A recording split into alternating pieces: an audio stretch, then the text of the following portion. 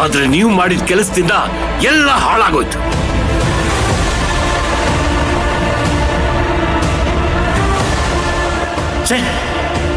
ನೀವ್ ಹೀಗೆಲ್ಲ ಯೋಚನೆ ಮಾಡ್ತೀರಾ ಅಂತ ನಾನು ಕನ್ಸಲ್ಲೂ ಅನ್ಕೊಂಡಿರ್ಲಿಲ್ಲ.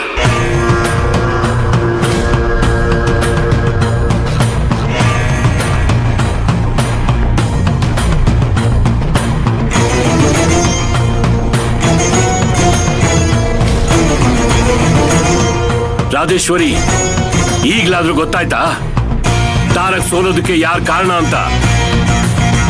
ಈಗೇನ್ ಹೇಳ್ತೀಯ?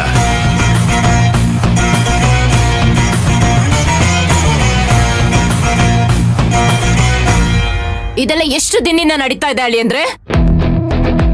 ನಮ್ ಸಿಕ್ಕುದ್ಕೆ ಕುಯ್ಯೋದು ಅಂದ್ರೆ ಇದೇ ತಾನೆ? ನಿಮ್ಗೇನ್ ಕಡಿಮೆ ಮಾಡಿದ್ದೆ ಅಂತ ಈ ತರ ಮಾಡಿದ್ರಿ? ನಿಮ್ಮನ್ನ ಯಾವತ್ತೂ ಅಳಿಯ ಅಂತ ನೋಡಿರ್ಲಿಲ್ಲ, ಮನೆ ಮಗನ್ ತರ ನೋಡಿದ್ದೆ.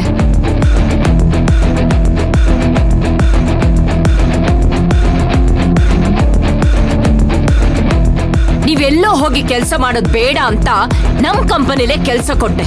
ಪ್ರತಿಯೊಂದು ಬಿಸ್ನೆಸ್ ಡೀಟೇಲ್ಸ್ ನಿಮಗ್ ಗೊತ್ತಿತ್ತು. ಅದನ್ನೇ ಅಡ್ವಾಂಟೇಜ್ ಆಗಿ ತಗೊಂಡು ನಮಗೆ ದ್ರೋಹ ಮಾಡ್ಬಿಟ್ರಲ್ಲ.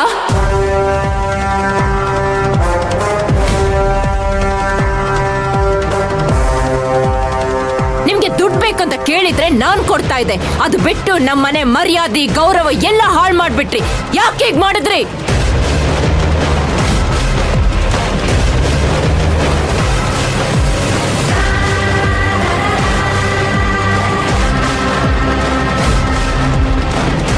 ತಪ್ಪು ಮಾಡಿ ಹೀಗೆ ಮೌನವಾಗಿದ್ರೆ ಏನು ಪ್ರಯೋಜನ ಇಲ್ಲ ಅಳಿ ಅಂದ್ರೆ.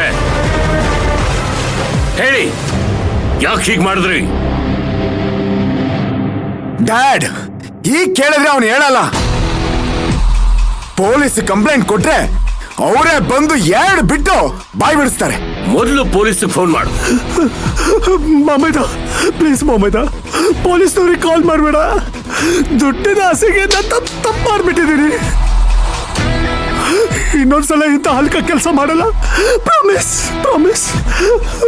ದಯವಿಟ್ಟು ಕ್ಷಮಿಸ್ಬಿಡು. ಇದು ಕ್ಷಮಿಸುವಂತ ತಪ್ಪಲ್ಲ. ನೀವು ನನಗ್ ಮೋಸ ಮಾಡಿದ್ರೆ ನಾನು ಕ್ಷಮಿಸ್ತಾ ಇದ್ನೇನು, ಆದ್ರೆ ನೀವು ಮೋಸ ಮಾಡಿದ್ದು ನನ್ನ ಮಗನಿಗೆ.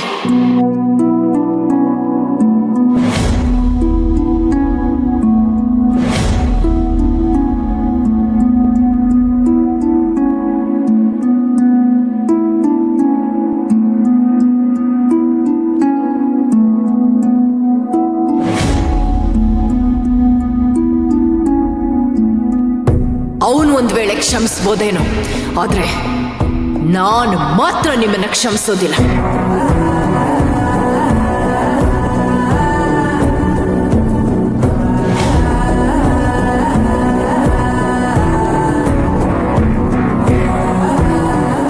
ನಮ್ಮ ಜೊತೆಗೆ ಇದು ಪ್ರಾಪರ್ ಆಗಿ ಪ್ಲಾನ್ ಮಾಡಿ ನನ್ನ ಮಗ ಸೋಲೋ ಹಾಗೆ ಮಾಡಿದ್ದೀರಾ.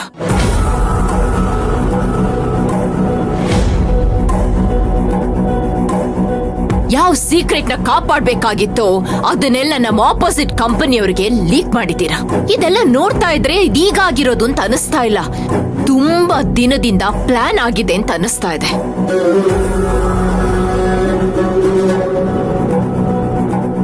ಹೇಳಿ, ಇದಕ್ಕೂ ಮುಂಚೆ ಇನ್ನೇನೇನು ಇನ್ಫಾರ್ಮೇಶನ್ ಕೊಟ್ಟಿದ್ದೀರಾ?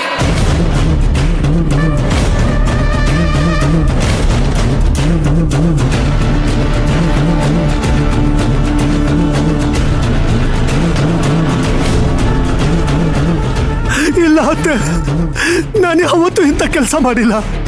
ಇದೇ ಮೊದಲನೇ ಸಲ ಮಾಡಿದ್ದೀನಿ. ಬೇಕಾದ್ರೆ ದೇವ್ರ ಮೇಲೆ ಪ್ರಮಾಣ ಮಾಡಿ ಹೇಳ್ತೀನಿ.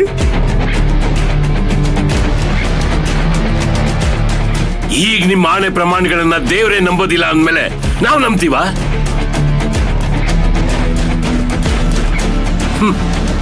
ಈ ನಿಮ್ಮ ಮಾತಿಗೆ ಬೆಲೆ ಇಲ್ಲ ಅಂದ್ಮೇಲೆ ಆಣೆ ಪ್ರಮಾಣಕ್ಕೆ ಬೆಲೆ ಇದೆ.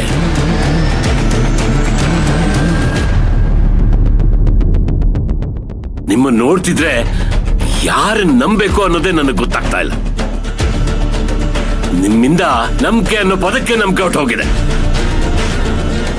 ನಿಮ್ ಮುಖ ನೋಡಕ್ಕೂ ಅಸಹ್ಯ ಆಗ್ತಿದೆ. ಮಾವ, ನನ್ನಿಂದ ತಪ್ಪಾಗಿದೆ ನಿಜ. ಬೇಕಾದ್ರೆ ನಿಮ್ ಕಾಲಿಗೆ ಬಿದ್ದು ಕ್ಷಮೆ ಕೇಳ್ತೀನಿ.